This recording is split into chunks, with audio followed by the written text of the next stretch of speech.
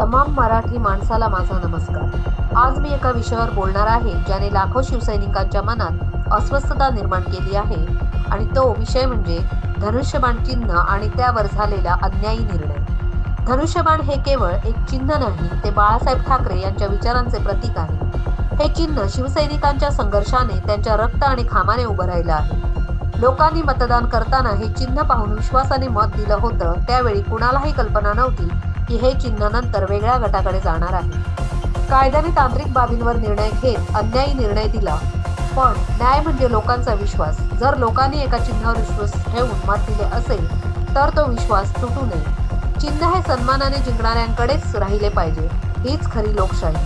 हा निर्णय लोकशाहीच्या आत्म्याला धक्का देणारा आहे। लोकांचा विश्वास तोडला गेला आहे।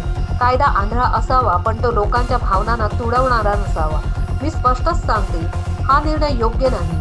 धनुष्यबाण हे शिवसेनेचे मूळ चिन्ह आहे आणि ते वेगळ्या गटाकडे जाणे म्हणजे शिवसैनिकांच्या आत्म्याला धोका देणे। खरं म्हणजे शिवसेनेचे 2 गट करणे हे राजकीय खेळी आहे आणि महाराष्ट्रातून समूळ शिवसेनेचे उच्चाटन करण्यासारखे आहे।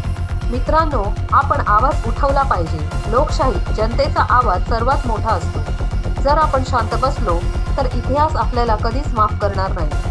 तर हा होता माझा ठाम प्रतिसाद।